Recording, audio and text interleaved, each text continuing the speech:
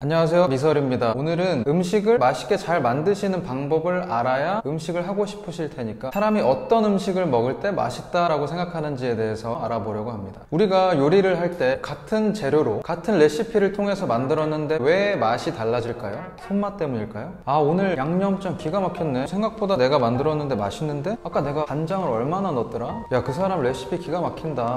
이와 같은 레시피적 접근도 좋지만 어떤 이유 때문에 내가 이걸 맛있다고 느끼는지 원리까지 이해하게 된다면, 재료들의 특성과 요리의 원리들을 하나씩 알게 되면 레시피라는 작은 틀에서 벗어나서 우리 마음대로 자유롭게 뛰어놀 수 있습니다. 요즘 쉽게 접할 수 있는 요리 정보들을 보면 전문가 혹은 엄마, 할머니로부터 내려온 비법처럼 여겨지는 게 많이 있었어요. 그래서 왜 그런지 알아보기보다는 그대로 따라하기 바빴습니다. 요리를 아주 맛깔나게 할 수 있는 거는 어떤 손재주 같은 것으로 여겨진 것 같아요. 하지만 우리가 그동안 고지고대로 믿어왔던 방법들이 잘못된 것일 수도 있어요.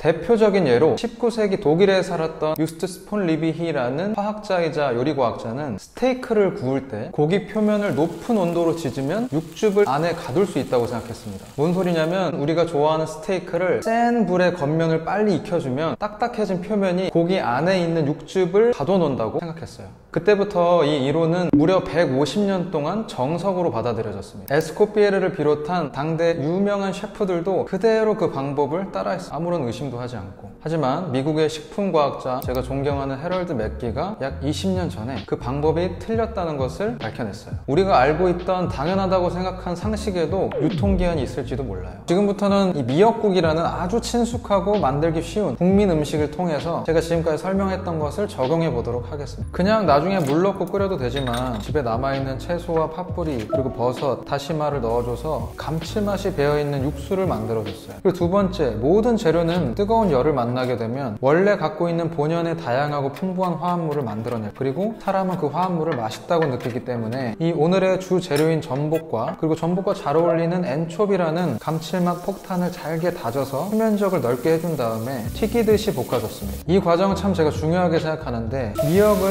계속 물리적인 힘을 가해서 괴롭혀줬거든요. 계속 괴롭혀주면서 볶아줬어요. 미역이라는 원재료가 갖고 있는 성질을 고려한 과정. 미역에 상처를 내주면 알기닌이라고 하는 탄수화물 다당류에 해당하는 성분이 잘 빠져나와서 국물에 바디감을 더해줍니다. 국물이 더 스프 같은 질감으로. 옛날에 중국집 코스 요리 먹으면 게살 스프 나오는 거 기억나시나? 일반 맑은 국물의 요리랑은 또 다른 입에 촥 감기는 그런 효과를 노린 겁니다. 그리고 제가 중간중간에 밑간을 했거든요. 어떤 요리를 완성하는 데까지 10g의 소금이 필요한 요리가 있어요. 그러면 요리 중간중간에 그 10g을 나눠줘. 여기도 밑간고 저기도 밑간을 미리 해줘서 10g을 다 쓴 것과, 요리하는 과정에는 소금을 하나도 안 쓰다가 맨 마지막에 소금을 다 뿌려서 섞어주는 것과의 결과의 차이는 엄청난 차이가 납니다. 그걸 설명을 해드릴게요. 왜냐하면 소금은 단순하게 짠맛만 부여하는 게 아니기 때문이에요. 소금은 원래 재료가 갖고 있는 향의 냄새를 더 극대화시켜주고 그 재료가 갖고 있는 군내, 잡냄새를 제거해주는 효과도 있습니다. 우리가 김치를 할 때 배추를 소금에 절인 다음에 김치를 담그잖아요. 절인 배추와 그냥 생 배추 위에 소금을 올려서 한번 나중에 드셔보세요. 두 개는 소금과 배추의 조합이지만 절여진 배추는 훨씬 더 풍부한 배추의 향을 갖고 있습니다. 그리고 고기나 이 해산물의 재료 표면에는 단백질의 섬유질 형태로 되어 있거든요. 고기를 자세히 보면 결이 있는 것처럼 그 결이 미세한 단백질 필라멘트 끈으로 되어 있습니다. 근데 이 끈이 뜨거운 열을 만나게 되면 확 쪼그라들어요. 그래서 안에 있는 육즙을 다 밖으로 짜내버립니다. 하지만 밑간을 미리 해주면 소금이 재료 겉표면에 있는 필라멘트에 침투해서 약하게 만들어줘요. 그래서 그 약하게 만들어진 재료를 뜨거운 불에 올리면 밑간이 안 된 원래의 재료보다 이 쪼이는 힘이 약해져서 육즙을 그대로 갖고 있게 됩니다. 심지어 박테리아가 번식하는 것도 막아주고. 다시 한번 얘기하지만 소금은 짠맛만 내는 게 아닙니다.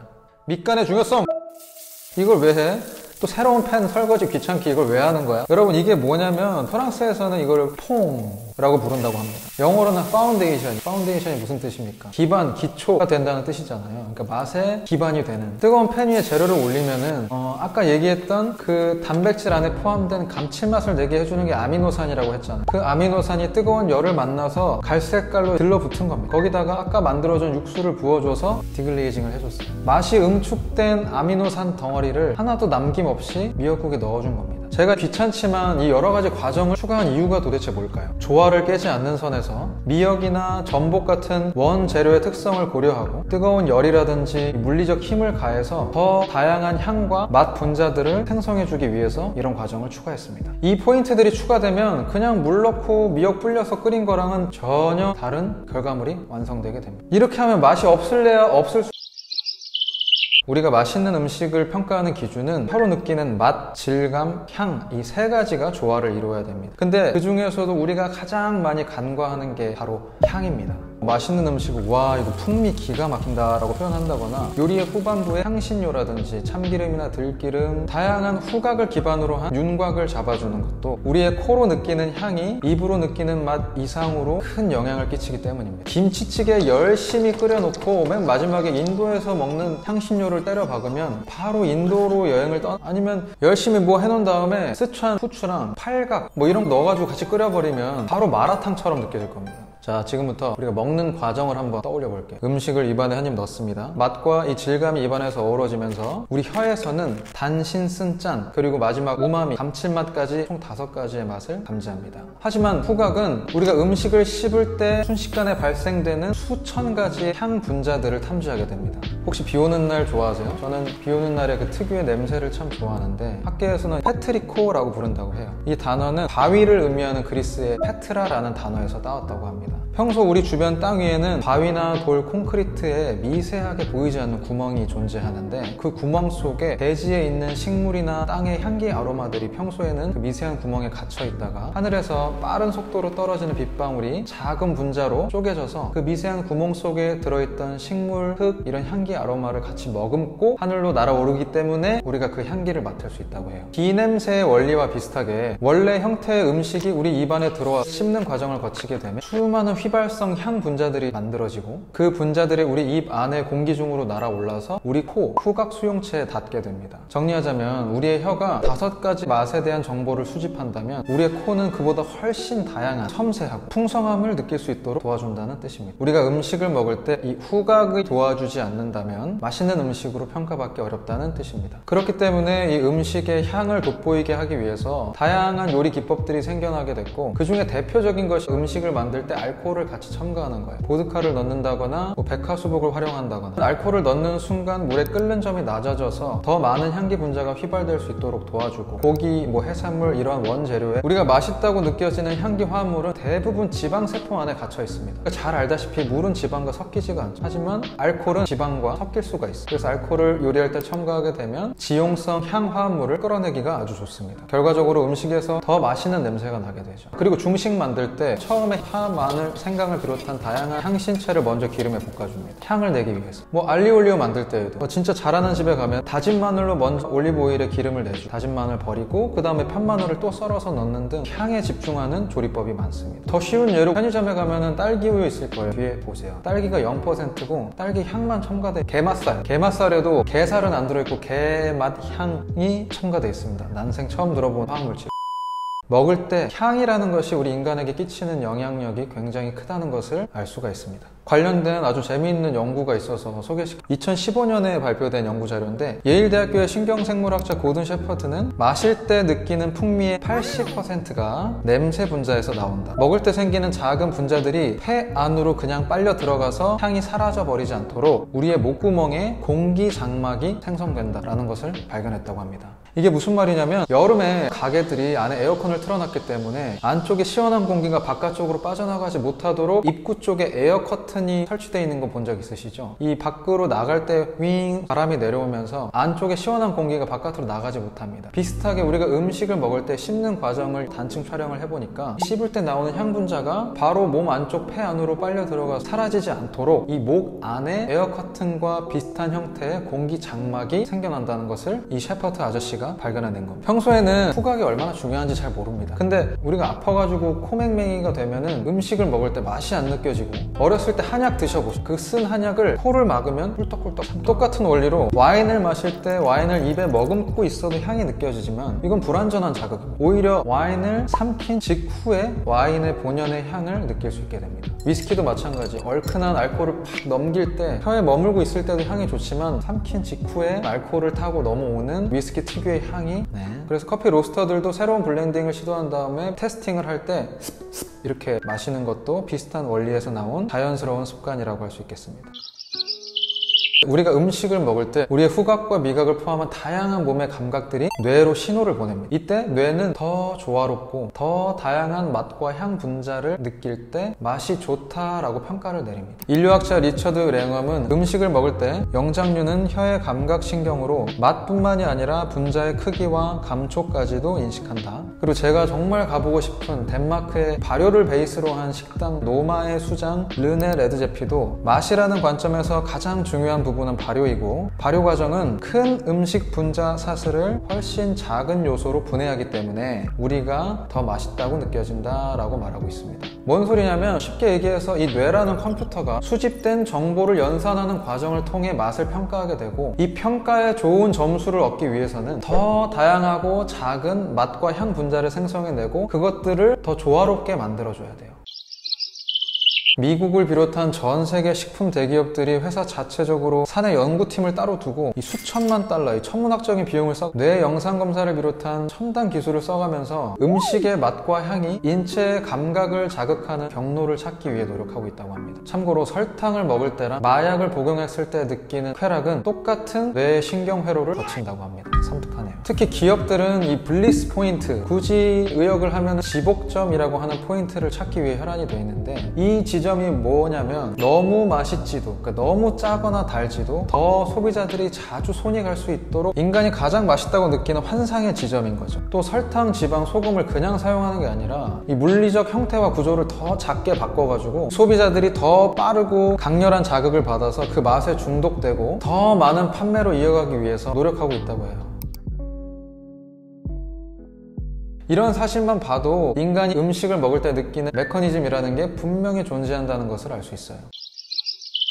지금까지 내용을 정리를 해보면 맛 좋은 음식을 만들기 위해서는 우리가 요리할 때 이 충분히 높은 열, 그리고 그 열을 잘 전도해 줄 수 있는 조리 도구의 도움을 받는다든, 아니면 주 재료에 소금에 밑간을 해서 재료의 본연의 맛을 끌어올린다든, 발효 과정 등을 통한다든, 아니면 발효를 거친 다양한 조미료를 사용한다든지, 이런 방법들을 통해서 맛과 향 분자들을 더 작고 다양하게 만들어주는 것이 중요합니다. 그리고 이건 절대 어렵지 않아요. 아무나 다 할 수 있습니다. 아주 직관적인 예로 우리가 고기를 물속에 넣고 삶을 때 나는 수육 냄새랑 높은 온도의 팬 위에서 시어링할 때, 삼겹살을 구울 때 나는 냄새에 확연한 차이가 있습니다. 우리 신체는 단백질 안에 들어있는 감칠맛을 내주는 아미노산이나 당의 물질이 높은 열을 만날 갈변 현상이 날 때 나는 냄새에 더 끌리게 됩니다. 이 반응을 마이야르 갈변 반응이라고 부르는데, 최소 153도 이상부터 반응이 시작되고 수백 가지의 새로운 향기 화합물을 만들어냅니다. 펄펄 끓어봐야 이 100도밖에 안 되는 물 안에 고기를 삶으면 갈변 반응이 일어날 때만큼 다양한 분자들이 애초에 생겨날 수가 없어요. 선호도에 따라 차이는 있겠지만 대부분의 사람들이 고기를 구울 때 나는 냄새에 더 많이 끌리는 게 사실입니다. 일반 밥보다 우리가 누룽지를 물에 넣고 끓여 먹을 때 훨씬 고소하게 느껴지는 것도 똑같은 이유 때문입니다. 소고기 스튜를 만들 때 고기를 먼저 센 불에 구워준 다음 마이야르 반응을 일으켜서 스튜용 냄비에 옮겨서 또 뭉근하게 끓여줍니다. 이렇게 되면 처음에 센 불에 구워줄 때 향기 화합물도 만들어낼 뿐만이 아니라 오랜 시간 삶아주었기 때문에 고기가 또 촉촉하고 부드러워지겠죠. 그 두 가지의 토끼를 잡을 수 있기 때문에 사용되는 꿀팁이죠. 고기남자 영상 중에서 수육 고기를 삶기 전에 프라이팬에 고기를 다 튀겨줬습니다. 그 튀기는 것을 보고 그 누나인지 여동생인지 모르겠는데 엄마 얘 또 이상한 거야 이랬던 영상이 기억이 나는데, 고기남자가 그렇게 고기를 먼저 튀겨준 이유도 같은 원리가 적용됐다고 생각하시면 됩니다.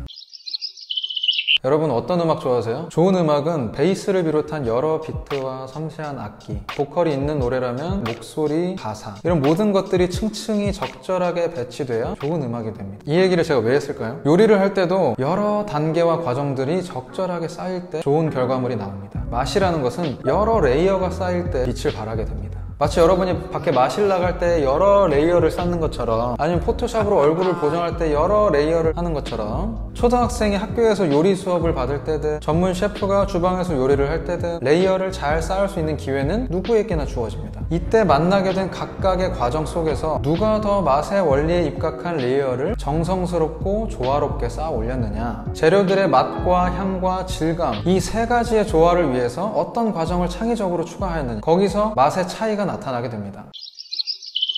인간을 포함한 모든 동물에게는 생존에 필요한 영양학적 정보가 기록되어 있습니다. 이게 또 무슨 말이냐면, 우리 몸은 생명 유지에 필수적인 성분에 직접 반응하는 수용체를 갖고 있어요. 예를 들어 나트륨이라든지 단백질 안에 있는 아미노산이라든지 당류에 대해서는 우리 세포가 직접 그들을 끌고 자기 세포로 들어가는 기능이 있다는 뜻입니다. 왜냐하면 이 생존에 필수적인 영양소이기 때문에. 그래서 우리 인간은 생명 유지에 필수적인 음식을 맛이 좋고 선호하는 것이라고 느끼게끔 진화했다는 뜻입니다. 이거는 뭘 먹어야 나의 생명을 유지할 수 있는가 라는 질문에 대한 생물학적 대답이고, 우리가 맛있는 음식을 계속 먹고 싶어 하는 건 우리가 돼지라서 그런 게 아니라 본능적이고 자연스러운 일이라는 뜻입니다. 걱정하지 마세요.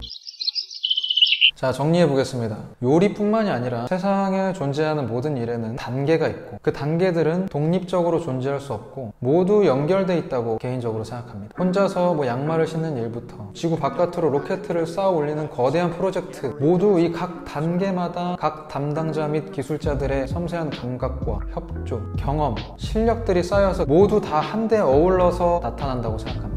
요리에도 과정이 있고 레이어, 층이 있다고 했죠. 여러분이 그 만나는 과정마다 여러분의 요리 센스와 지식을 통해서 더 다양한 맛과 향 분자를 생성할 수 있도록 과정을 추가하고, 다양한 원재료들에 관심을 갖고 그 재료가 가진 특성을 활용할 수 있다면, 거기다 우리의 후각을 적절하게 자극해줄 다양한 향신료를 조합하는 감각까지 키운다면, 그래서 맛과 향을 두루 만족시키는 음식을 여러분이 만들 수 있게 된다면 그 전보다 훨씬 더 나은 결과물을 만들어낼 겁니다. 원래 즐겨 하시던 음식에 저 미설이가 얘기한 포인트를 내가 좋아하는 과정에 뭘 추가할 수 있을까를 고민해서 한번 시도해보세요. 전보다 나은 결과물을 얻으셨으면 댓글로 알려주세요.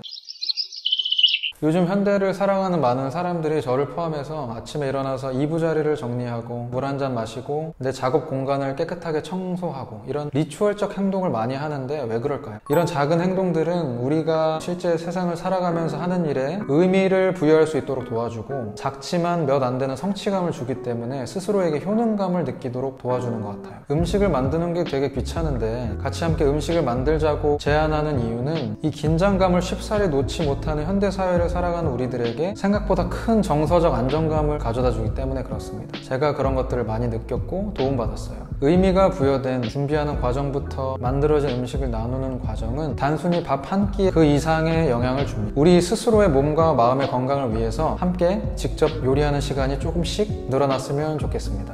긴 영상 시청해 주셔서 감사합니다.